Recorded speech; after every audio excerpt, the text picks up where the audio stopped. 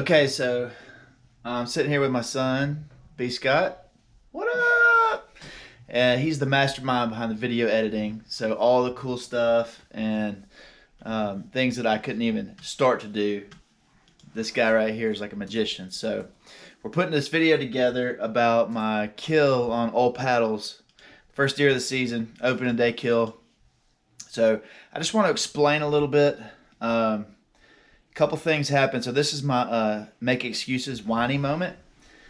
First thing, my GoPro that I've had forever broke the night before opening day, and so that took a lot of the camera quality away. Shout out to GoPro though. If you guys want to sponsor a boy, I love GoPros. I'm actually using my new GoPro Hero 7 right now, and if they want to, share a new camera, I'll take it.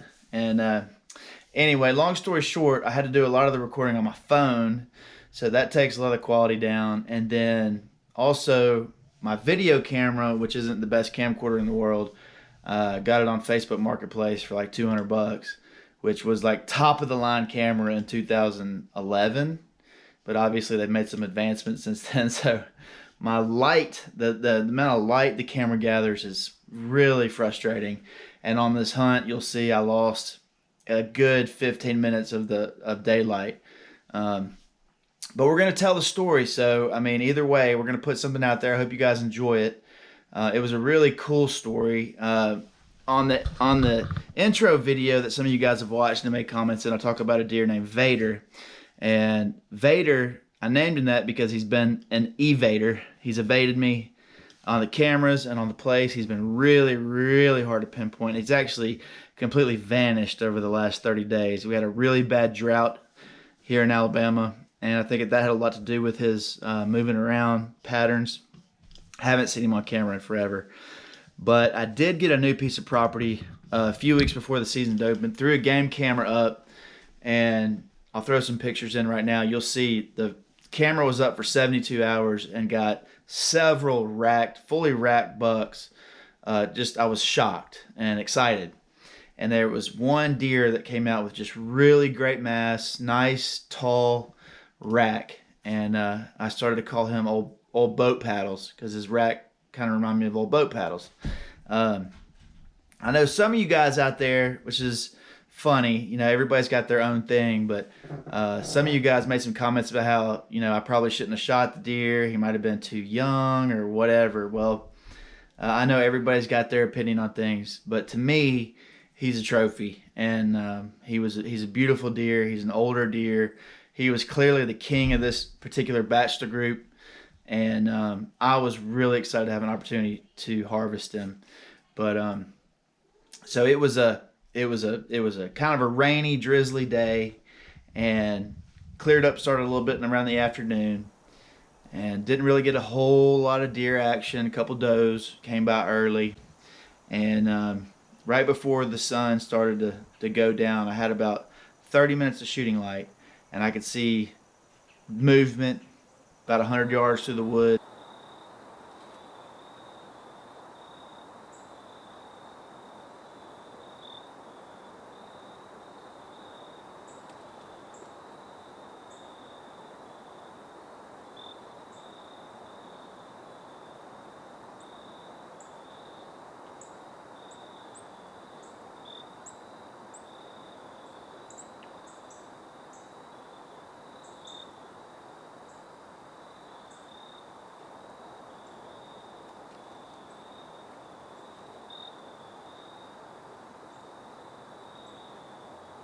And but I could see back in the back a thicker mass rack buck, and I had a feeling he was old boat paddles. The light was fading. I was looking at the little camera. I could see on the screen that I was losing light really, really bad. But at the same time, my adrenaline's rushing, my heart's thumping. I know he's there.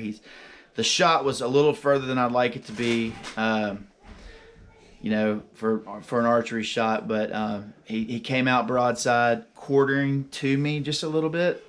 And the opportunity presented itself, and I took the shot.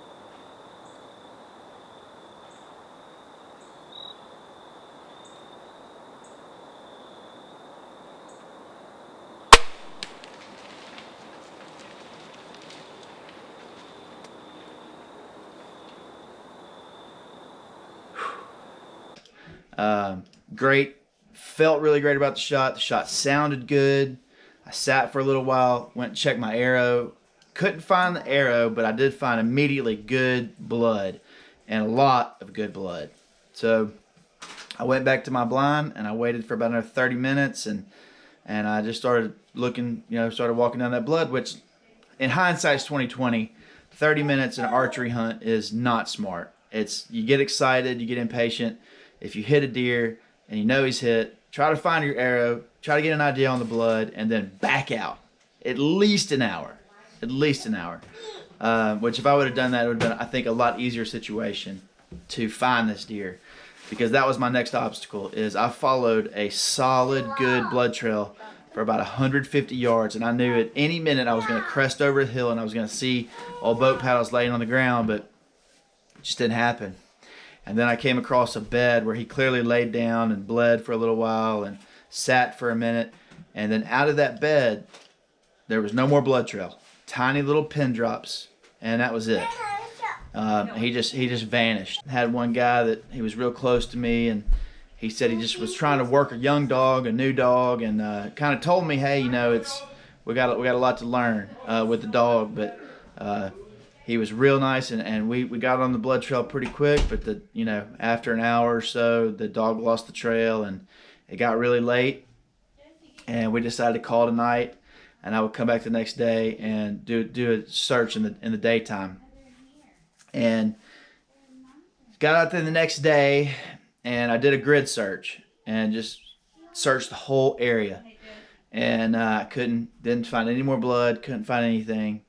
And I was talking to a good buddy of mine, Harry, who has a ton of experience in deer hunting and deer patterns and kills and what looks good and what doesn't look good. And he just said, man, just go to water. He's like, if the deer laid down in a bed, he knew he was wounded, he got back up, he was going to water. So went to the water, searched everything, didn't see a thing, crossed over, looked for where he might have crossed, looked for any blood, any hair, nothing.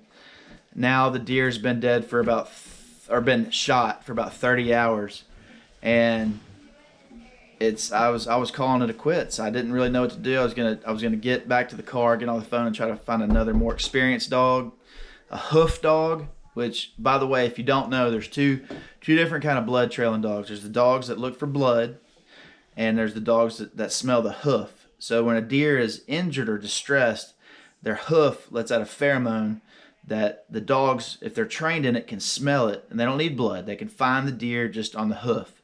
So I was going to try to find a dog that was trained in hoof scent. So heading back to the car, and I literally almost stepped on old boat paddles. He was laying down there in the creek bed right next to a brownish colored, some shrubbery right on the edge of the bank. And he was right there. He was about 100 yards from where he had bed down, and the arrow was still in him. Like I said, when I took the shot, he was quartering to me just slightly, and the shot was right where I put it, and it looks like it hit the shoulder and kicked to the right. Just kind of shined off just a little bit, and maybe hit one lung and maybe caught some liver, but the arrow stayed in him, completely in him. There's a clear entry wound, clear exit wound. You can see the broadhead sticking out of the exit hole. So he didn't live long. He'd been dead for a while. It was a good shot, but a tough tracking job. But I'm super proud of him, super proud of the deer. And this year, what we're going to do with all the meat that we kill this year is we're going to donate. We're going to donate the meat to the hungry. There's a hunters for the Hungry program, which is a great program. But I think what I want to do is I want to find a family that is specifically, or a soup kitchen, or just somebody here in town that I know could use some meat. And so comment below from Birmingham, Alabama, if you know anybody that could use it. You can private message me.